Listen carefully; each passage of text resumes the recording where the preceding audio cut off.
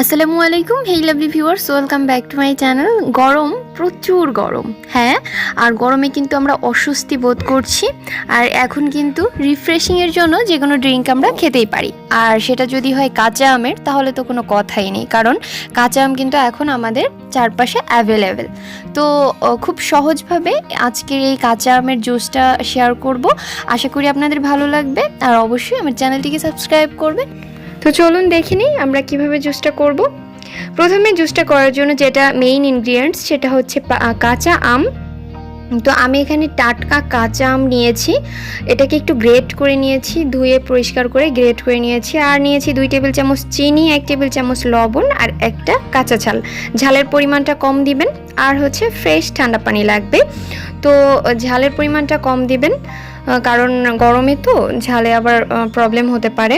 চাইলে ঝালটা স্কিপ করতে পারেন। এরপরে এখানে একটা ব্লেন্ডারের জার নিয়ে নিয়েছি, আর জারের মধ্যে আমি সেই যে গ্রেট করা আমটা ছিল, এটা কিন্তু আমটা একটু গ্রেট করে নিলে স্মুথ হবে, মানে ব্যাটারটা ভালো হবে।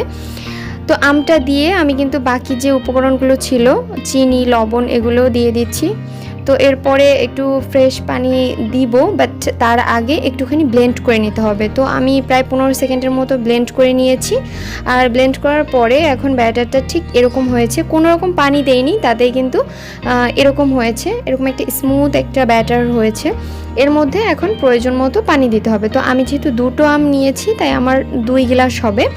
তো এখানে আমি 2 গ্লাস পরিমাণ পানি দিয়ে দিচ্ছি। আর ঠান্ডা পানি দিয়ে খাওয়ার চেষ্টা করবেন। তো এরপরে এটাকে ব্লেন্ড করে নিব। পানিটা দেওয়ার পরে জাস্ট কয়েক সেকেন্ড ব্লেন্ড করলে এরকম উপরে একটু ফেনার সৃষ্টি হবে, তখন বুঝতে হবে যে এটা হয়ে গিয়েছে। এরপরে এটাকে একটু সার্ভ করে দেখিয়ে দিচ্ছি যে এটা দেখতে ঠিক কেমন হয়েছে। তো এটা কিন্তু খেতে অসম্ভব মজার হয়। আর অবশ্যই একটু ঠান্ডা পানি বা বরফের সাথে পরিবেশন করার চেষ্টা করবেন, তাতে কিন্তু খুবই মজার হবে। আর এই গরমে বুঝতেই তো পারছেন কি অবস্থা।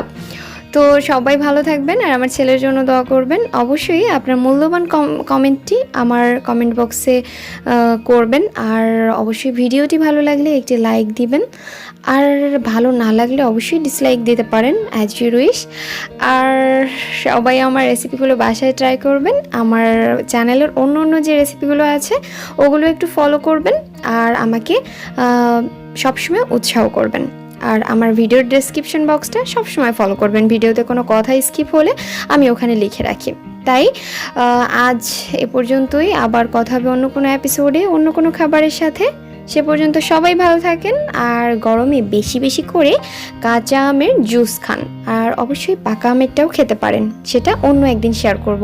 তো টাটা, আল্লাহ হাফিজ।